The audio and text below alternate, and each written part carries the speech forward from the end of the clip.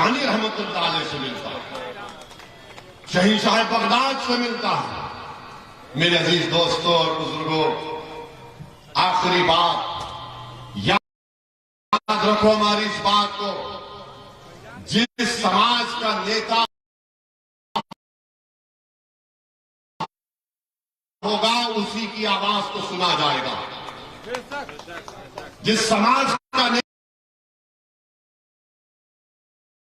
होगा उसकी आवाज को सुना जाएगा।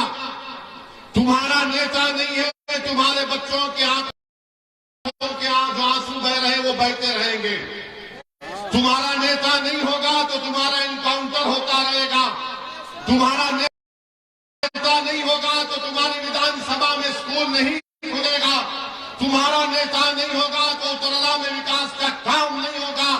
तुम्हारा नेता नहीं होगा तो स्लॉटर हाउस नहीं खोला जाएगा। तुम्हारा नेता नहीं होगा तो तुम्हारा मान सम्मान नहीं किया जाएगा। ये वतन भारत की और उत्तर प्रदेश की हकीकत है। कोई कहेगा ओवैसी गलत है, तो एक मिसाल देकर आपको और मजीद समझा देता हूं कि एक मंत्री का बेटा अपनी गाड़ी से 4 किसानों को मारो, जान ले ली,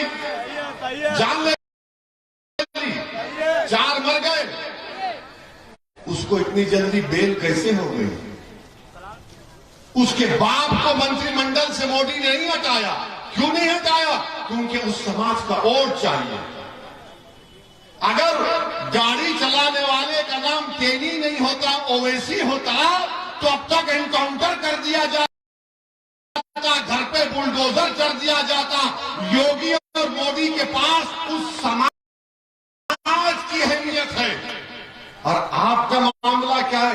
ये डराओ इनको, ये डराओ, ये डराओ इनको। और हम सिर्फ वोट डालने वाले बन गए। अरे वो डर गए। अरे मेरे भाई, अब डरने की जरूरत नहीं है। हमने बचपन में सुना था कि अम्मा बोलती थी सो जाओ वरना गांव में शेर आ जाएगा। अब गांव में एक शेर आया आपके सामने। ये शेर तो अली है, शेर तो अली है, और अली के आल का सदका है कि ये खड़ा आपके सामने।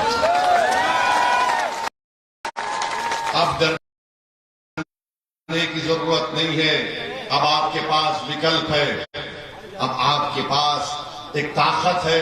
और हम आपसे वादा कर रहे हैं कि डॉक्टर साहब ने जो कहा हम नहीं मानते, अरे अल्लाह हमको यहां पर 5वीं मर्तबा आने का मौका मिला। आप यकीन कर लीजिए, जब तक अल्लाह जिंदा रखेगा ओवैस तुरला की जनता को पास आता रहेगा। बल्कि मैं तो आपके घर में आकर इंशाअल्लाह खाना खाऊंगा। कोई खिलाएगा हमको?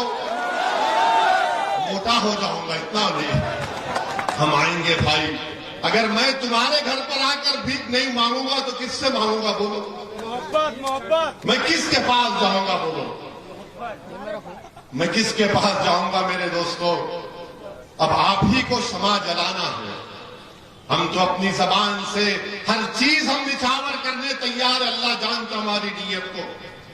हमारी गाड़ी पर गोलियां चलाई गई, लोगों ने कहा मत जाओ, तुम्हारी जान को खतरा है।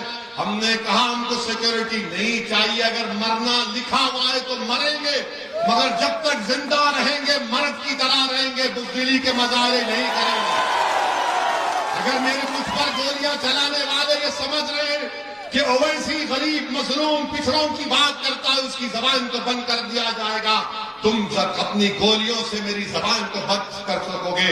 मगर मैं जो पैगाम दे चुका हूं अल्लाह के करम से, वो पैगाम अब आपको आगे लेकर बढ़ना है। और मैंने आपसे कह रहा था कि जिस समाज का नेता होगा उसकी आवाज को सुना जाएगा। मेरे सुनो मेरे दोस्त, तुमको शेर बनना है, तुमको शेर बनना है। जब कांग्रेस बसपा सपा बीजेपी वाले आएंगे तो बहादुरी के मजारे करो, अपनी मां को शर्मिंदा मत करो। हशर के मैदान में तुम्हारी मां तुम पर फख्र करेगी कि हाँ, बातिल ताकतों के तूफानों में मेरे बेटे ने बहादुरी का रोल अदा किया था कि मार्च के दिन जिसका नेता होगा। हमने कहा था ना, ये गांव नवाब मलिक साहब का भी गांव है।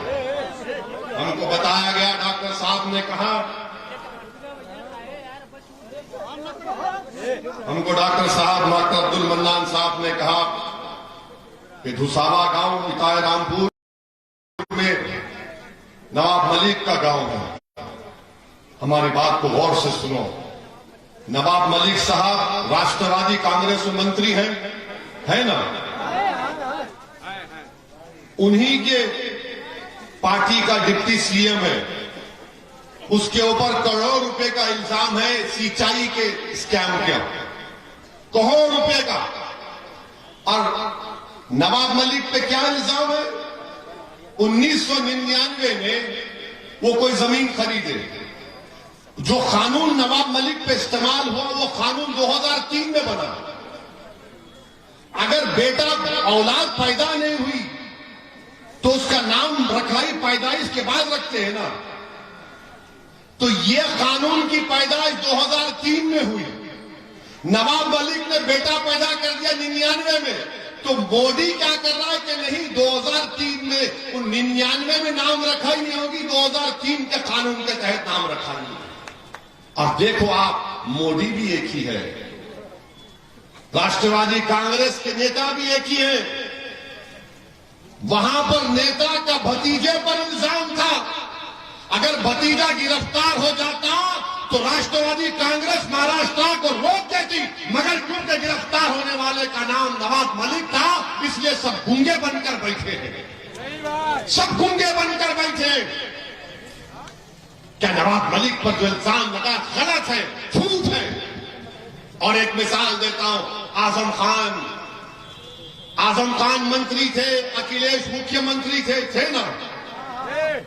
मंत्री पर इल्जाम कि उन्होंने अपने मंत्रालय में किसी का गलत नौकरी पे रखा किसी को। आजम जेल में और मुख्यमंत्री हेलीकॉप्टर में फिर रहा है कि तुझ पर मेरी जवानी कुर्बान के नारे सुनते हुए। अगर मंत्री जेल में है तो मुख्यमंत्री जेल में क्यों नहीं है? क्यों नहीं है, सोचो आप। मैं भड़काने के लिए नहीं कह रहा हूं, सच्चाई बयान कर रहा हूं। अल्लाह मेरी जबान में इतनी तासीर दे कि मेरी आवाज आजम खान को जेल में सुनाई दे और नवाब मलिक को बंबई में जेल में सुनाई दे। हम दूसरी पार्टी के अलग अलग पार्टी में है, मगर मैं नाम के नाम पर और नाइंसाफी के नाम पर अपनी जबान को नहीं रोक पाऊंगा। तारीफत करूंगा राष्ट्रवादी की और समाजवादी की, मगर जब सच्चाई की बात आएगी, सच्चाई यही है। मेरे अजीज दोस्तों और बुजुर्गों, मैं साथ ही साथ आपसे ये भी अपील करूंगा कि आज की रात आप नवाब मलिक के साथ अनवर हाशमी और आजम खान के लिए दुआ करिए कि अल्लाह अनवर हाशमी साहब को सेहत दे। और मेरे अजीज दोस्तों और बुजुर्गों, ये हिस्सेदारी की लड़ाई है, ये बराबरी की लड़ाई है, और इसमें आप हमारा साथ दीजिए। ये उत्तराखंड की जनता की विकास की लड़ाई, हमारा साथ दीजिए, सरपरस्ती करिए। अगर किसी से भी कोई गलती हुई तो माफ कर दीजिए, माफ कर दीजिए मेरे भाई। आपकी आवाज उत्तर प्रदेश के विधानसभा में सुनाई देनी चाहिए। हाँ, हमारे जाने के बाद इबलीस की औलाद यहां पर आएगी, इबलीस की औलाद आएगी, आके बोलेगी ये ओवैसी तो बहुत बोल कर गया, मगर बीजेपी कांग्रेस, उनको एक ही जवाब देना, अब हम डरने वाले नहीं हैं। और अगर इंसानी फितरत है, डर अगर पैदा होता है, तो वो कर्नाटका की बच्ची ने जब उसको बलवाइयों ने घेर लिया था, उसने बीबीसी को इंटरव्यू में कहा था कि जब मैं डरती हूं तो क्या नारा लगाती हूं, क्या नारा लगाती हूं, क्या नारा लगाती हूं। अरे आवाज ही नहीं आ रही। अरे ये टन-टनाटन है, आप लोग झूम के बोलो, मस्त होकर बोलो, मजबूत होकर बोलो, एक